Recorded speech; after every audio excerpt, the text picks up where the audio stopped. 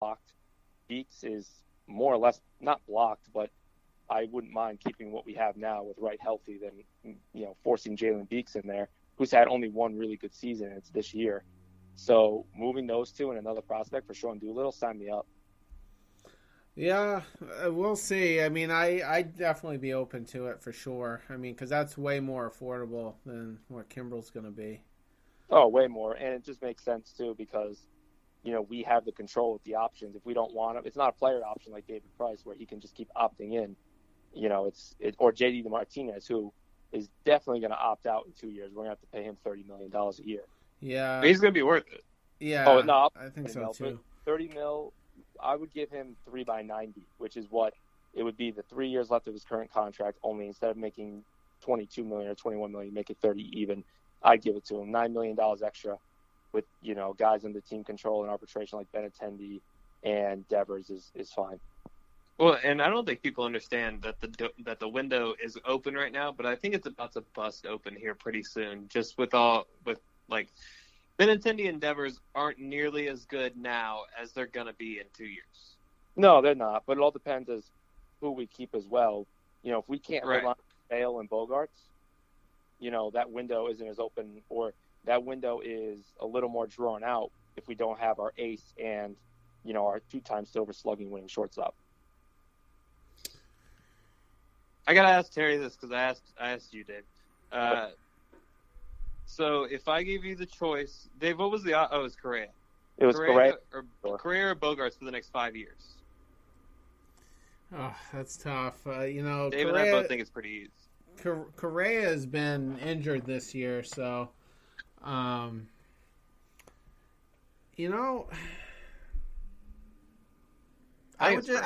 keep Bogarts. I really would. Now, does contract go into that? Because if it's contract, it's Correa every time. Yeah, if it's contract, it's Correa every time. Well, what about Lindor? Lindor, I would keep Bogarts over Correa. I think I would give up Lindor for Bogarts because of age and contract included. Well, and you brought it up. I mean, he's a guy. He's going to be a 30-30 guy every single year. Yeah, Lindor's the best of all of them. Like, he's got the most upside, I would say. Yeah. So he's got something that neither one of them have, and it's world-class speed, basically, and smart on the base paths. Yeah, Bogarts is not slow. He's quick. But he's just not Francisco. Yeah, and Lindor's contract is 3 more years of arbitration, and he's 24 years old. I think Bogarts is 26 or 27. Yeah. So yeah, I mean you got to take Lindor. You look at the power. Even if you only if he is a 275 hitter for you, Lindor, but he gives you 33 home runs like he did last year, you take that any day of the week. Especially playing good defense, stealing bases. He stole 15 bases last year. 15. You could be a 30-20 guy for you. And he might be even better than that at Fenway, as far as home runs. I mean, he could flirt with 40. Yeah, he could either flirt with 40, or if he's that guy that goes from 30 home runs to 24, but he ends up batting 340 because he's hitting doubles off the wall every other day, that's okay too. Yeah. This is a weird comment, right? But can you imagine how many bases Trey Turner would steal if he wasn't at Nationals Park with the brick wall behind him? Oh, man. If he was in Boston or New York or something, yeah, he'd be stealing even more bags. Yeah, Bogarts plays well here, and that's why I picked him over Correa, even though Correa might have the better upside. But Bogarts has been a durable guy, and I don't know. I just put a lot more stock in the guys that we know can play here. Yeah, and I mean, I got you. He hasn't played bad here either. I mean, he's 25 years old, so he's not even 26 yet. But he won 2 Silver Sluggers, and even last year, which was probably his worst year since his rookie year, it was actually, and he still batted 273 with a 343 OBP and stole 15 bags. Right. Yeah. Both also World Series champions. And they're both also World Series champions. And Lindor will be one day, I'm assuming. I just don't know where. I don't know. It will be in Cleveland. If it's going to be in Cleveland, it's going to be in the next 2 years. If they make the playoffs, are you afraid of Cleveland? No. Kluber's kind of struggling right now, so not really. Okay, so I'm terrified of them because they can get hot. Because I believe in teams that can not only get hot, but I believe in teams that are built for the postseason, and they are one of them. Between some of their star players like Kluber, like Lindor, and their manager in Francona, where you can give them a bag of balls and just tell them to go figure it out. And honestly, if Kluber figures it out, Kluber, Bauer, Clevenger is a very, very good 1-2-3, and would surprise a lot of teams, especially a team like Houston. They would surprise them. Well, Miller has to get healthy, though, before you can even really consider that. But I don't see it this year. I hate their outfield, too. I hated it the year that they almost won the World Series. It wasn't very good then either. Yeah. We just talked about the Royals and the Mets, about how bad those rosters were. This is a more talented roster with star players on it, actually. That Cleveland Indians team would have been the worst roster to win a World Series in the past 25 years if they won. Based on their injuries, for sure, yeah. That's bad. Because so many guys out. That roster they had on there, like a guy like Kipnis, he was on the roster. He didn't play for like a while, and then he had Brantley was hurt, wasn't he? Yeah, Brantley was hurt. For the year. Kipnis' ankle was the size of a softball. You had Bauer with his finger chopped off. And he hadn't even emerged yet. He was like kind of a bust at that point. He was. Yeah, he was. And you had Salazar hurt. You had another guy in their bullpen I think was hurt. And they had no catcher. It wasn't Cody Allen, was it? No, it wasn't Cody Allen. He was in there. Yeah. You had Jan Gomes as their starting catcher. Like, that was their guy. And they ended up going to Game 7 against the powerhouse Cubs that year. And only lost. In extra innings of Game 7, by the way. Rajay Davis, by the way, has one of the greatest postseason home runs that nobody ever talks about. I know. If they win the World Series, that goes down as a top 5 all-time postseason home run ever in the history of baseball. A home run from a guy who doesn't hit home runs, is known for his speed, but launching one out against Chapman. Yeah.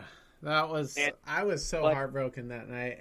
So was I. That was like old school too. That was like he choked up on the bat.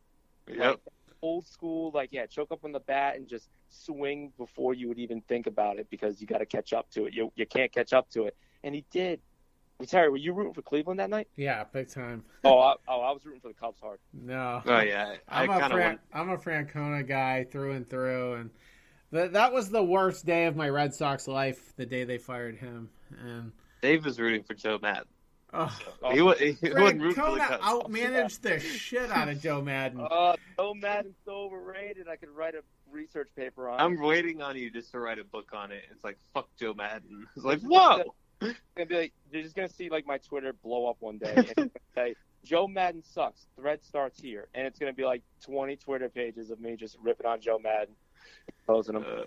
Yeah, that was brutal. I really wanted that, and it was just such a great story. And I feel for Cubs fans, and I did get kicked out of the Cubs bar at O'Hare Airport because I was wearing my Red Sox shirt once. But I do feel for them, because we were there at one point, and so I didn't cry when Cleveland lost, but I really wanted that for Francona.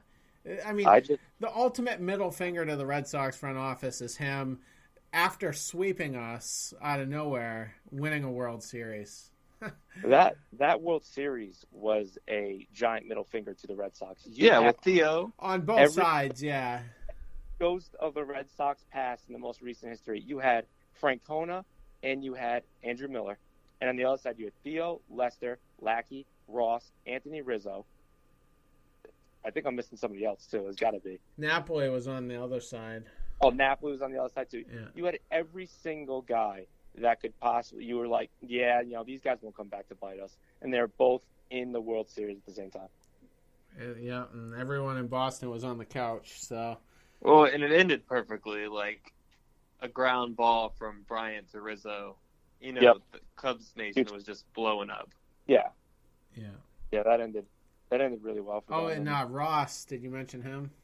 I think, yeah. I don't know if I did. Yeah, he mentioned Ross. So, okay. I mean, they were great. I mean, the Cubs team that year was awesome, and This Red Sox team, it's so funny how, a week can change this. Last week, our podcast was a little bit slower. Negative. We were pretty off negative. And, if we lost that Yankee game 1-0 and David Price pitches a gem, different narrative. And we go into that podcast thinking exactly what we're doing now, which we're playing a bunch of shitty teams. We have an opportunity to win 105 games. We might win as much as the Cubs of 2016, the Dodgers the last couple of years. We might be a triple-digit win club here and still make the playoffs, wild card or not. But, if you told me that at the beginning of the year, we're going to win 103 games and we're going to make the playoffs, I'd be pumped regardless of where it was.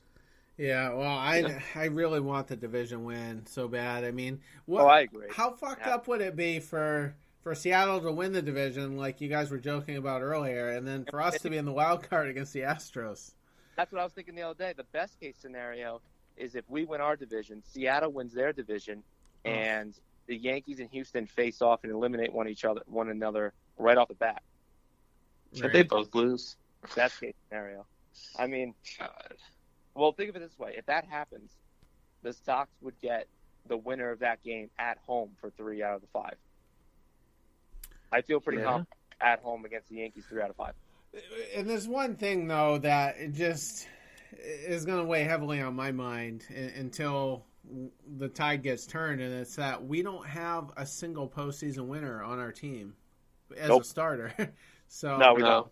So that has to happen, too. And it will. You look at every single player and team that they say they can't get it done, and eventually they do. You look at the NBA, LeBron James, they said he was never going to win a ring. You look at Clayton Kershaw. You look at, just a team in general, like the Red Sox, and the Cubs. You look at the Cubs in most recent history. Every single time one of these guys says it can't be done, you look at the Washington Capitals this year in hockey. This isn't really a hockey podcast, but, they were the number one team in the league the last 2 years in a row, knocked out twice in the same round. Their best player is 34 years old. Are they ever going to do it? They won the Cup this year. It eventually breaks. Time heals all wounds. Eventually, Chris Sale is going to throw 7 innings, a gem. Eventually, Porcello is going to go 6 innings, 2 runs, and we're going to get some run support for him. This is going to happen at some point. And if it happens all at once with this lineup and just the way we play in the postseason in general when we get hot, the Sox could legitimately win it all this year, if that's the case. I look at Chris Sale, and he gets shelled against the Astros. He gets shelled against the Indians. But he can beat the Yankees. Erod can beat the Yankees. Do we match up better against the Yankees than we do anyone else? Yeah. Oh, yeah. I said it a couple podcasts ago. I would rather take the Yankees over Houston and Cleveland in the playoffs, especially if we have home field, because I don't think that their starters will hold out in the playoffs another 2 months in, and I think that the Red Sox will. And I think that top to bottom, the Yankees lineup is better, but if we want to get into a slugfest with them, we're not going to win. I wouldn't put it past us to come close or win. If Mookie Betts and JD Martinez get hot, Stanton and Judge have shown what happens when they get in a slump. And you want to put the bright lights on Giancarlo Stanton? When has he ever had pressure on him ever? Yeah, I mean, and I'm thinking about it as you guys are hashing it out, and I mean, the thought of facing Severino twice and Sabathia twice, a little scary. There's 4. Well, if we win the division, we'd only play Severino once in the first round. Because he pitched the wild card. That's true. You're right. So they're going to throw Severino. So the first game of the season, the first game of that series is going to be Sale, CC. Game 2 is going to be Porcello, Sonny Gray. Game 3 on short rest will be Price and Severino. Well, actually, and I'm just thinking this through now, but not necessarily, because we end the year with each other, remember? And if it comes down to the very last game where we're pitching multiple starters in that last game to try to win the division, then, it could... There's a lot of scenarios in play, really, to... It could get all... Yeah, so... I think the worst scenario is if it comes down to that game, 162,